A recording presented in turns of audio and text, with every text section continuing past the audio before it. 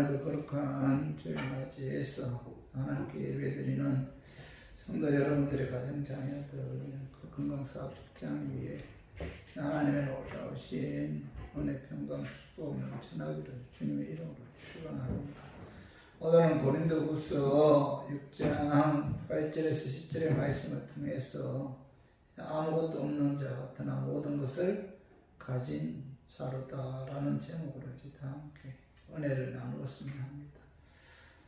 우리 그리스도인들이 세상 사람들에게 종종 듣는 말이 있는데, 도대체 예수 믿는 사람들은 무슨 죄로 살지, 이런 이야기를 많이 듣죠.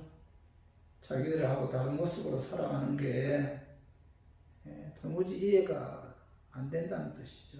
그들 보기에 우리 그리스도인들이 한심해 보이기도 하는데, 그들은 그리스도인들은 마음대로 하고 싶은 것도 못하고 또 이런저런 의무만 잔뜩 지고 힘겹게 살아가는 것처럼 이제 보일 때가 많죠.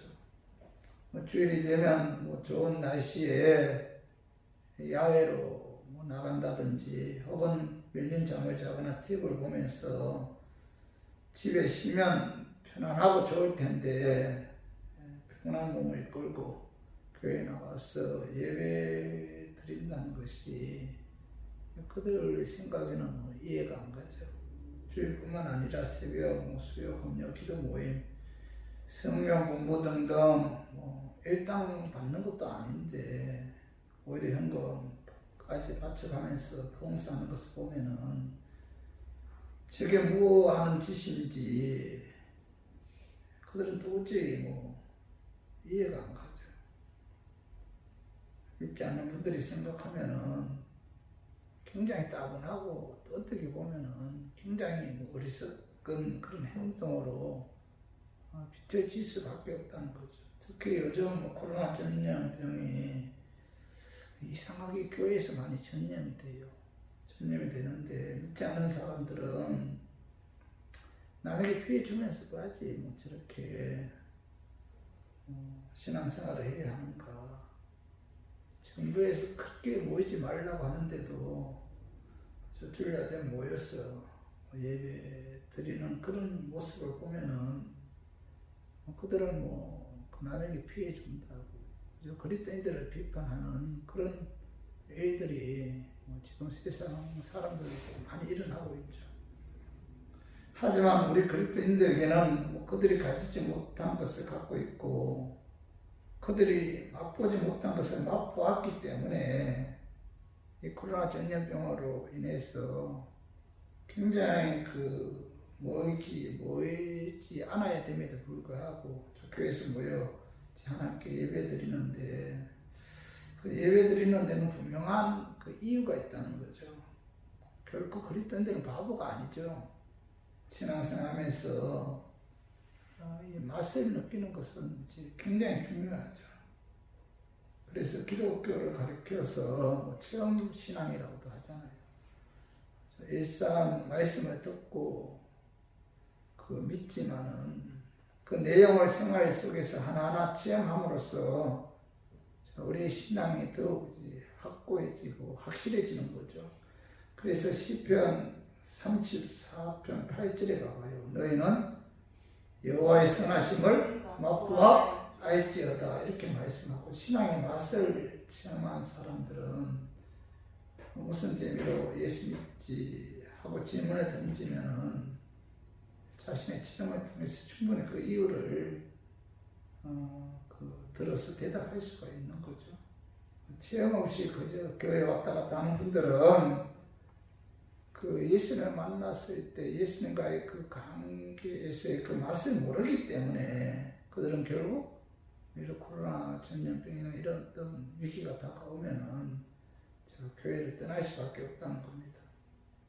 우리들은 하나님의 은혜로 예수 그리스도를 믿어 구원받은 하나님의 자녀들이고 또 영원한 생명을 소유하고 살아가는 그런 천국 백성들이죠.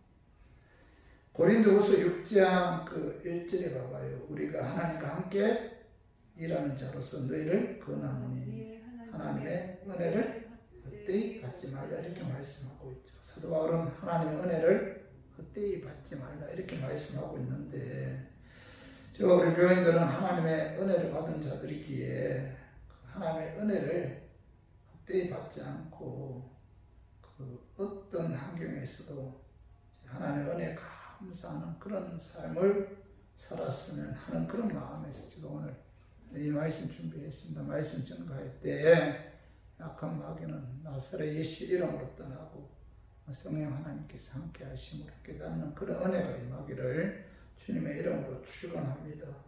하나님의 은혜로 말미암아 예수 그리스도를 믿음으로 구원받은 자는 첫 번째 속이는 자 같으나 참된 자다 이렇게 지금 말씀하고 있어요.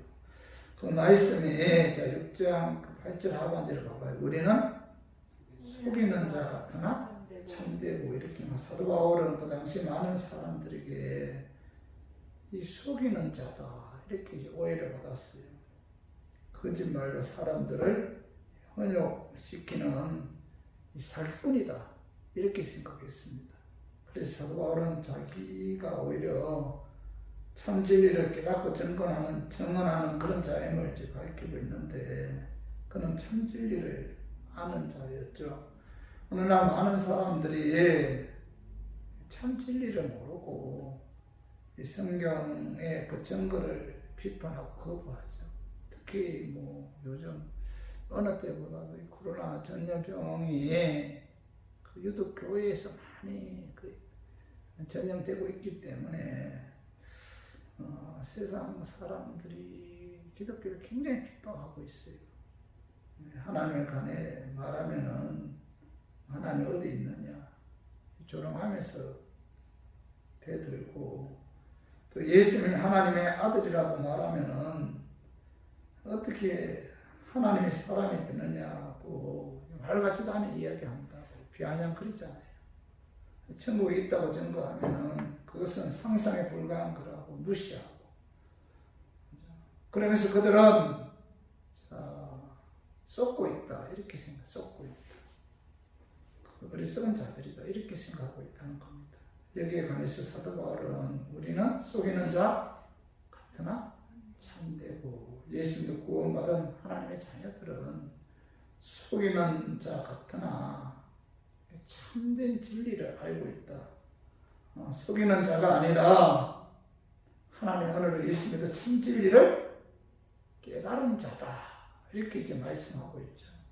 그 요한복음 14장 6절에 보면 내가 곧 길이요 진리요 생명이니 예수는 창조주 하나님이시고 그분은 참 진리라는 거죠. 세상의 지식은 탐구, 연구 등을 통해서 알지만은 인생의 근본 진리는 믿음으로 쌓이게 되는 거죠. 그래서 히브리서 11장 3절에 믿음으로 모든 세계가 하나님의 말씀으로 지어진 줄을 우리가 아나니 이렇게 말씀하고 있죠. 믿음은 하나님의 은혜고 하나님의 은혜가 임한 하나님의 자녀들은 그 믿음에 의해서 참 진리를 알고 참 진리를 깨닫는다는 거죠. 하나님의 은혜가 임하지 않은 자들은 인생의 참 진리 모르죠. 그래서 인생을 방황하는 분들이 많은데 세상에 숱한 지식과 정보가 있지만은 그들은 뭐죠? 인생의 진리를 모른다는 겁니다. 예수를 모르고 예수님이 어떤 분인가를 모르고 예수 믿으면 십자가의 피에 의해 제상받고 부활에 의해 의롭게 되어서 죽은 이후에 천국에서 영원한 안식을 누린다는 그 진리를 모른다는 거죠. 우주 만물이 어떻게 생겼는지 인생이 어디서 왔다가 어디로 가는지 죽으면 어떻게 되는지 이런 문제들을 전혀 모른다는 거죠.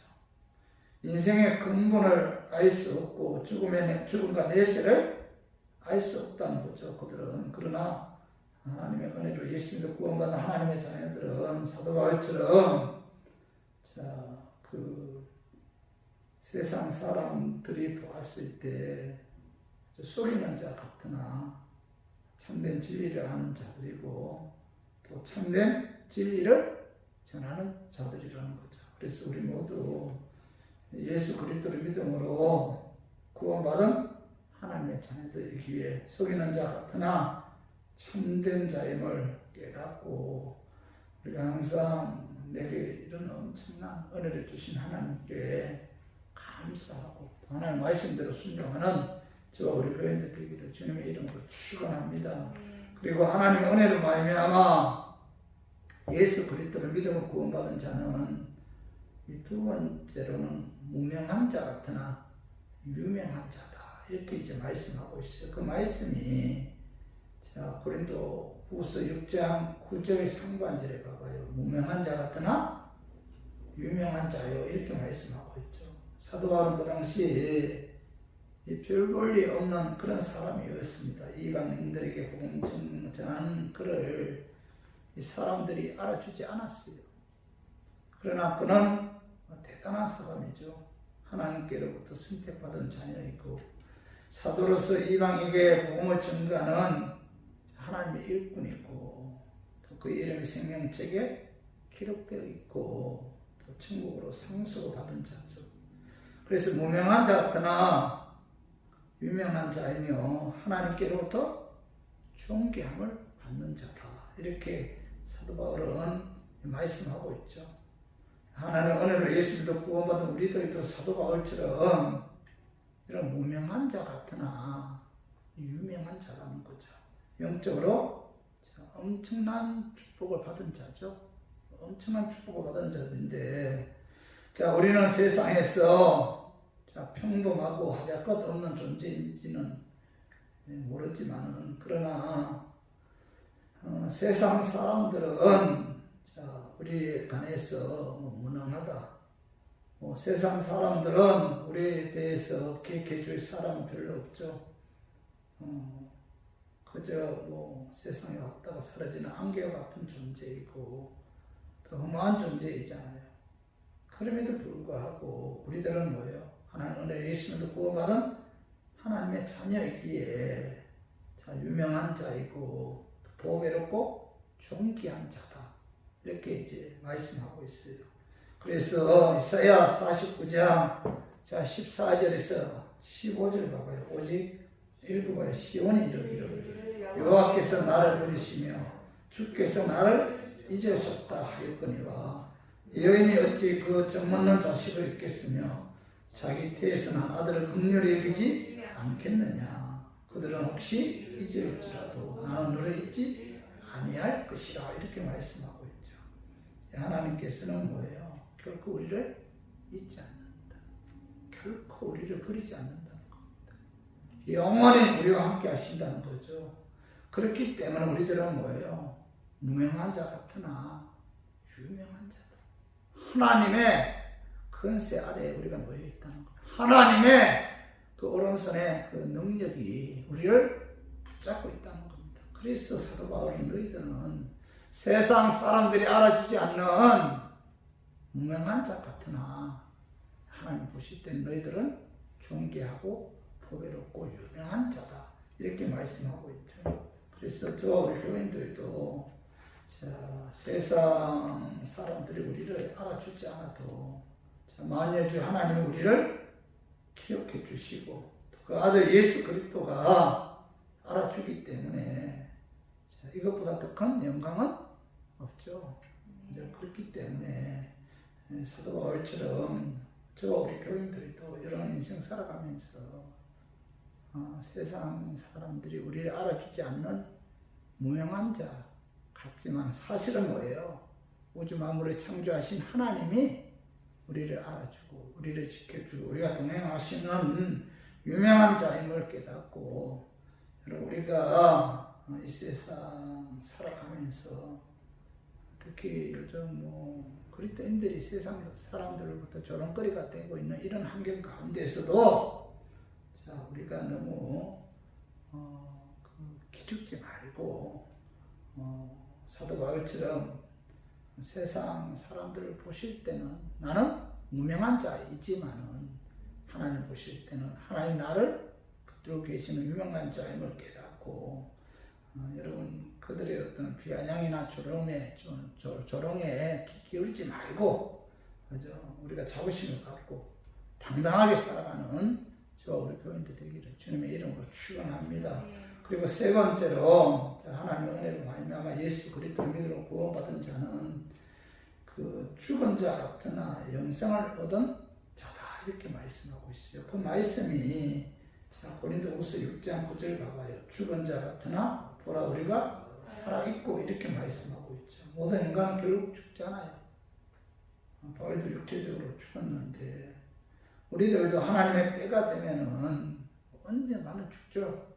그러나 예수 그리스도를 믿는 자들은 예수 그리스도의 십자가의 죽으심과 부활에 의해 제사함 받고 이렇게 되었기 때문에 육은 죽지만 영은 죽지 않는다는 거죠. 영생을 얻은 그런 자들이죠.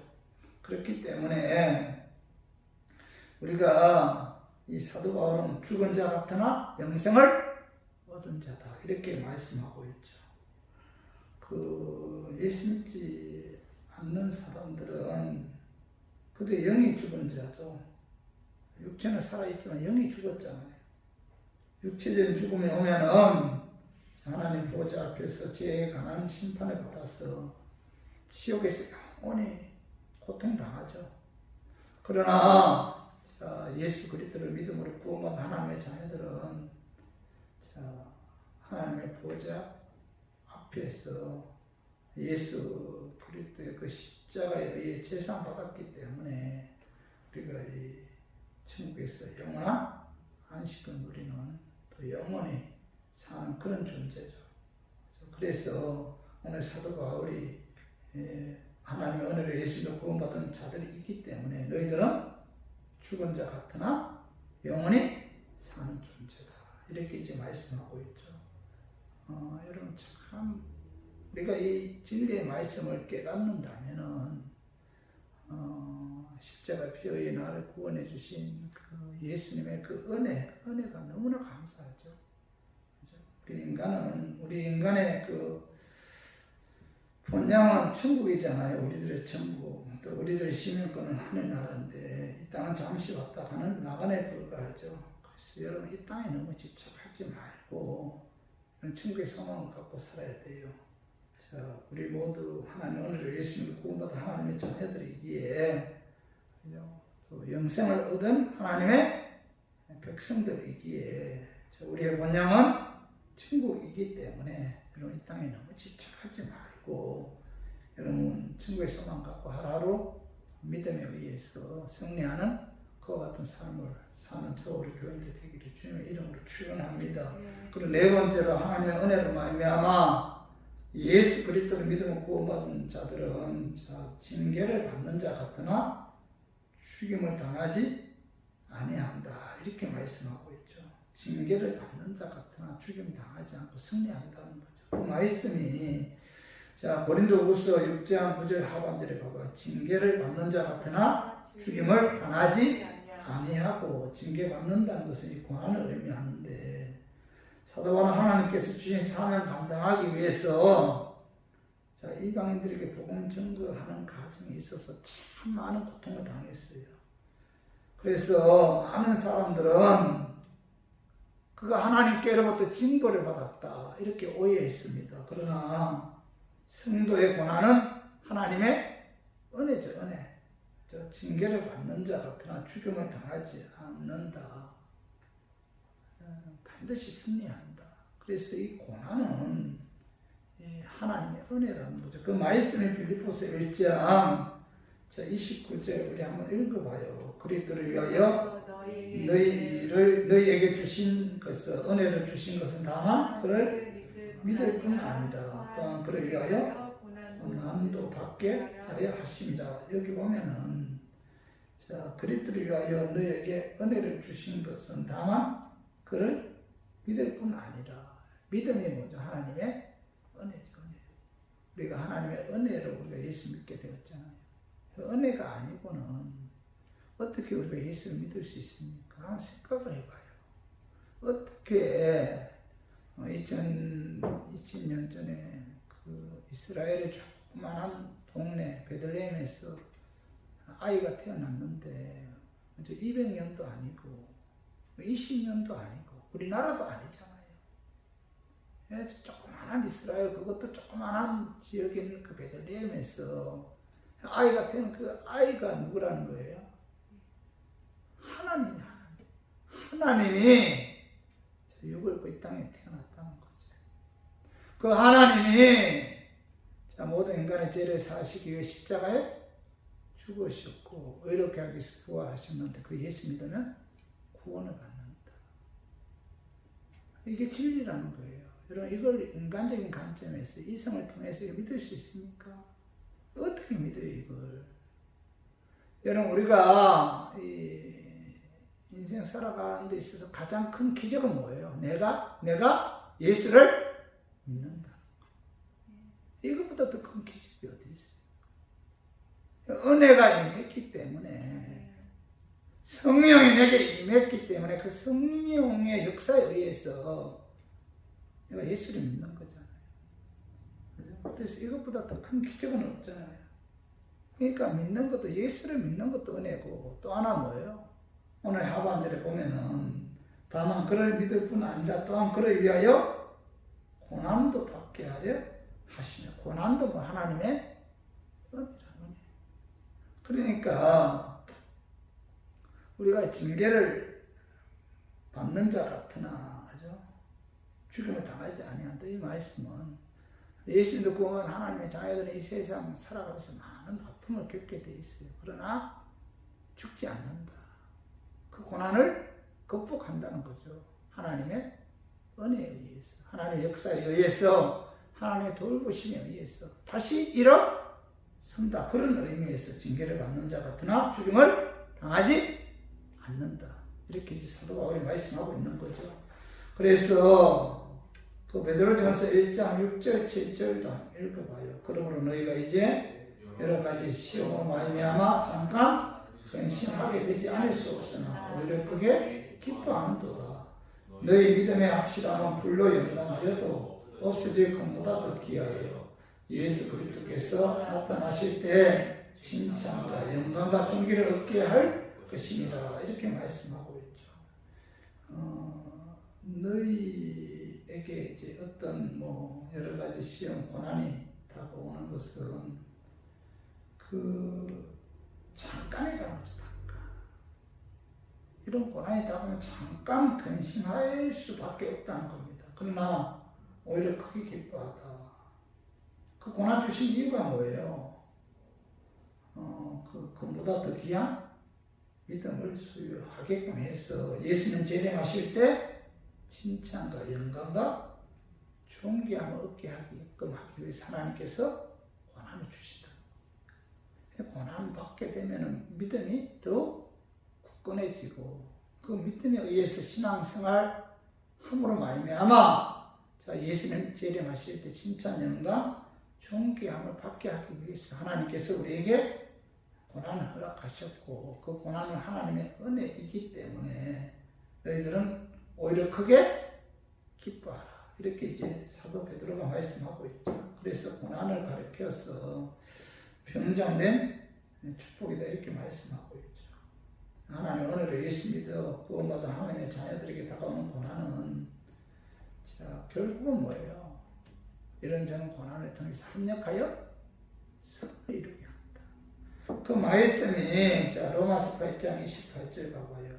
우리가 알거니와 하나님의 사랑하는 자 곧 그의 뜻대로 부르심을 입은 자들에게는 모든 것이 합력하여 선을 이루느니라.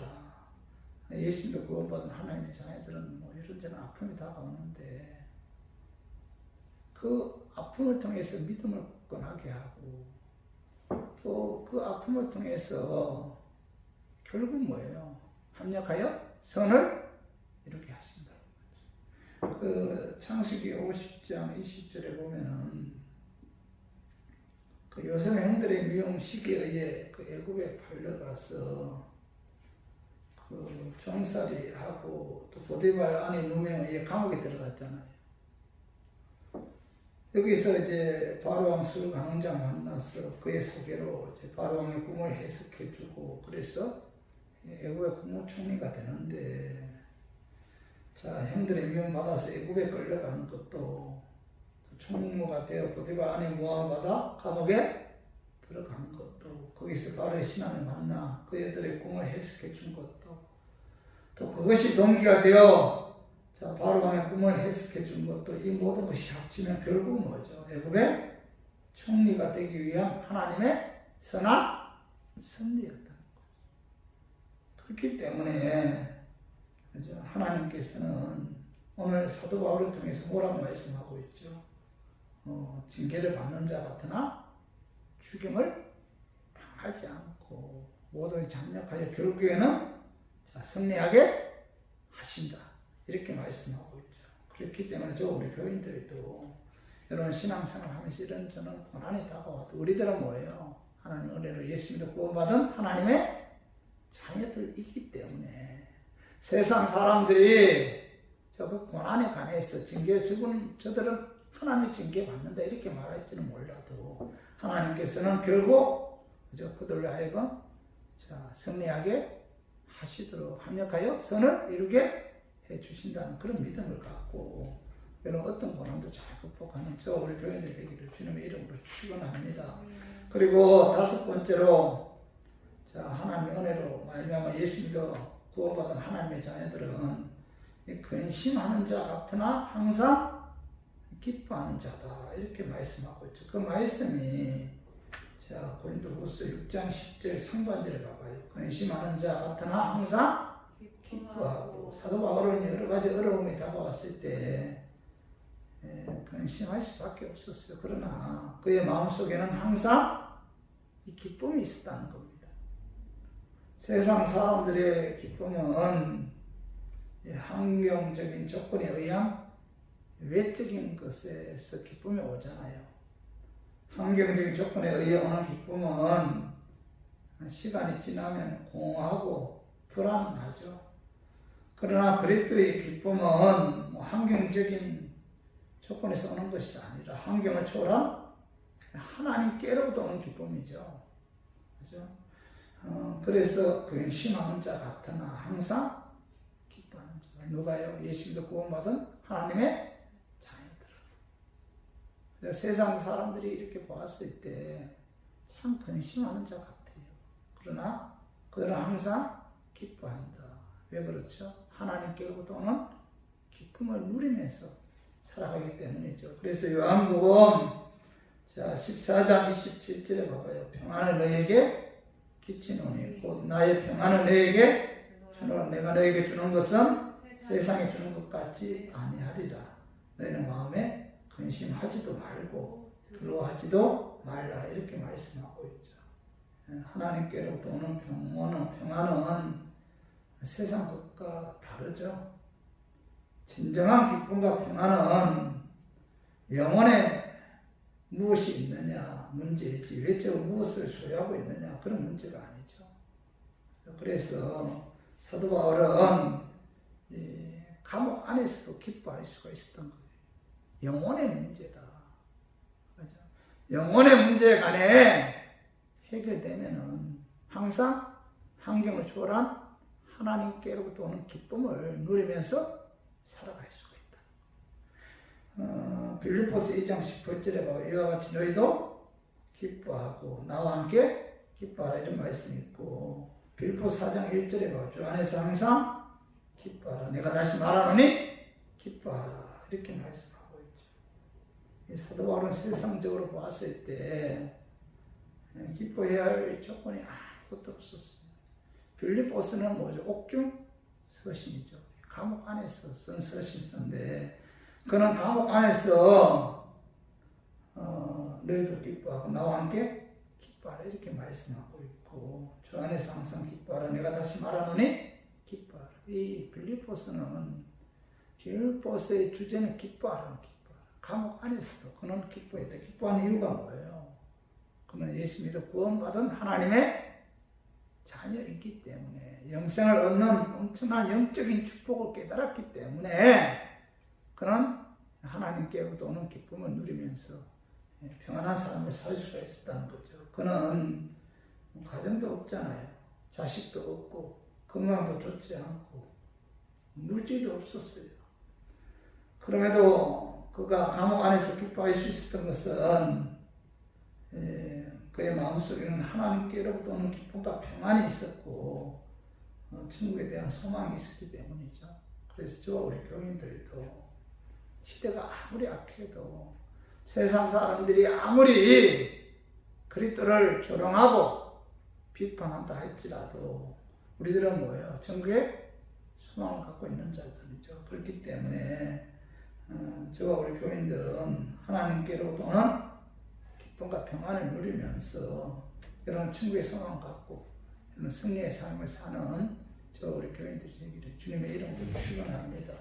그리고 하나님의 은혜로 말미암아 예수 그리스도를 믿어 구원받은 하나님의 자녀들은 오늘 그 6번째로 가난한 자 같으나 많은 사람을 부유하게 하는 자다 이렇게 말씀하고 있죠. 그 말씀이 자 고린도후서 6장 10절 봐봐요. 가난한 자 같으나 많은 사람을 부유하게 하고 이런 말씀. 사도 바울은 그 예수 믿은 그 이후부터 그는 정말 가난한 삶을 살았어요.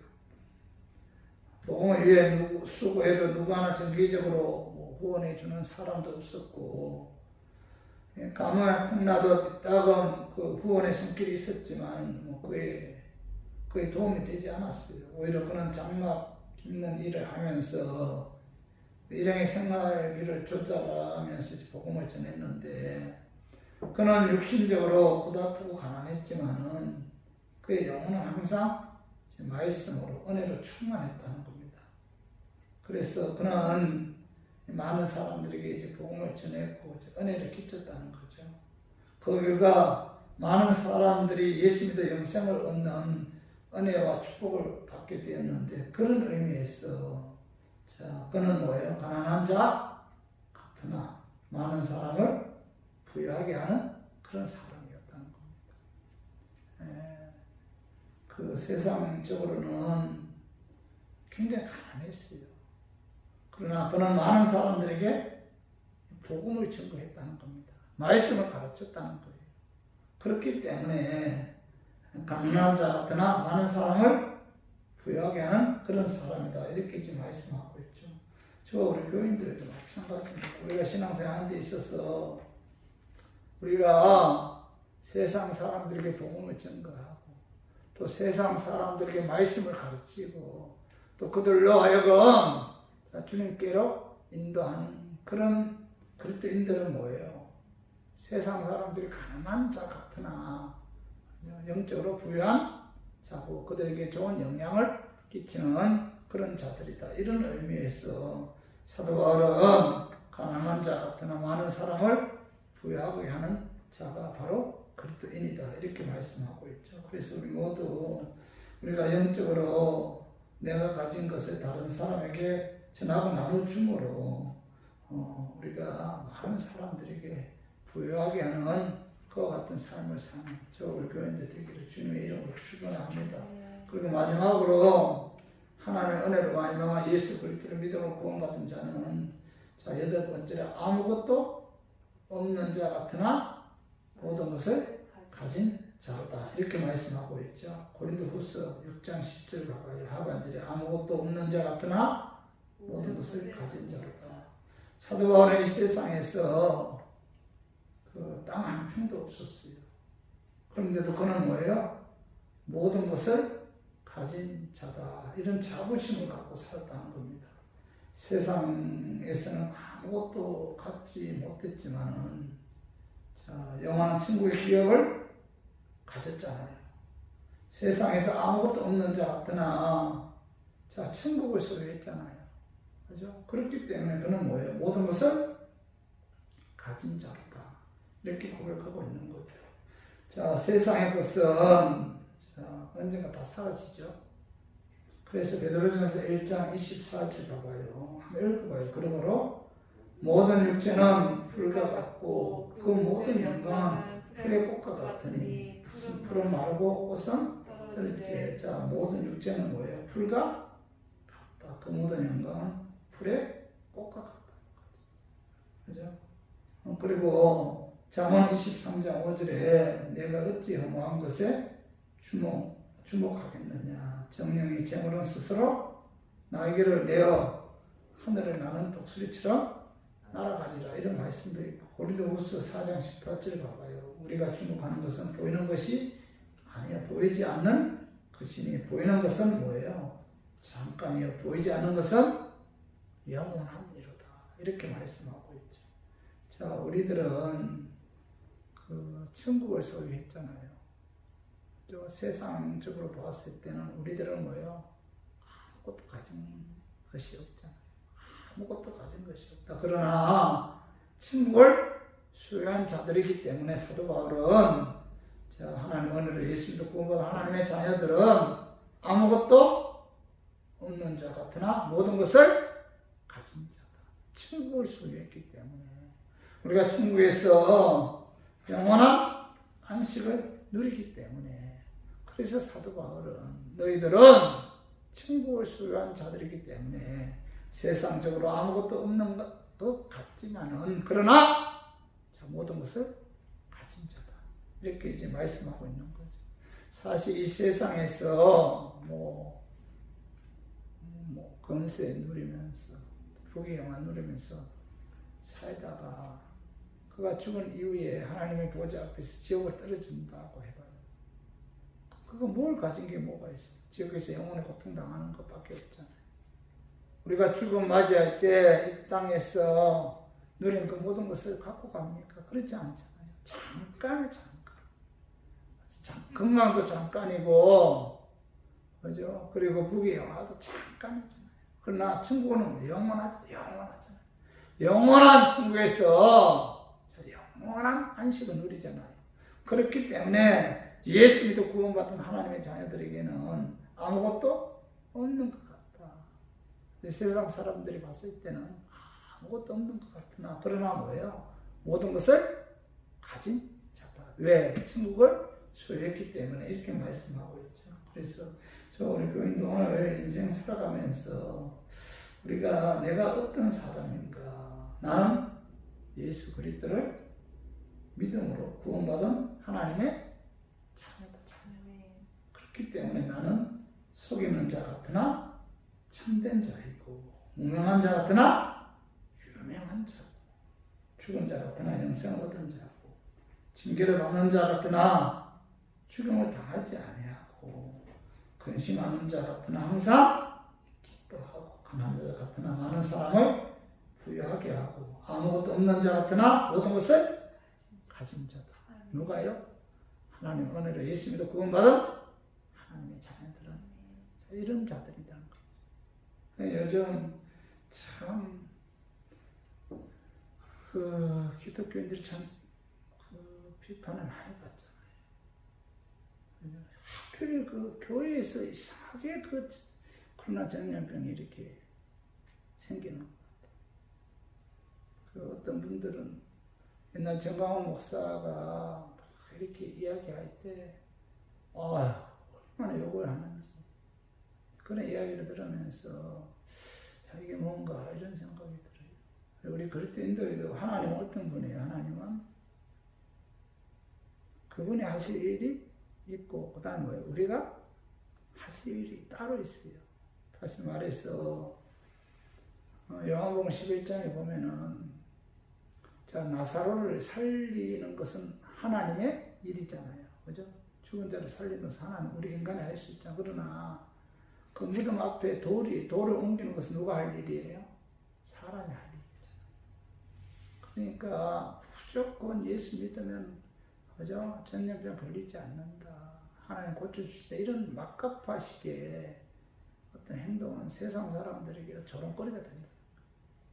그럴 때들도 그죠? 우리가 하나님의 은혜 안에 있지만은 우리가 해야 할 일은 해야 된다. 그래서 우리가 항상 조심해야 돼요. 특히 요즘 교회에서 코로나 전염병 걸리면 바로 매스컴 타잖아요. 그게 결국 덕이 되지 않잖아요. 그렇기 때문에 항상 마스크 쓰고 조심해야 돼요. 그래서 오늘 우리 교인들도 우리가 이런 존재임을 깨닫고 항상 이럴 때일수록 뭐예요? 기죽지 말고, 그죠? 우리가 당당하게 우리가 또 낙심하거나 열등을 가지지 않고 기쁜 마음으로 여러분 신앙생활 잘 하기를 주님의 이름으로 축원합니다.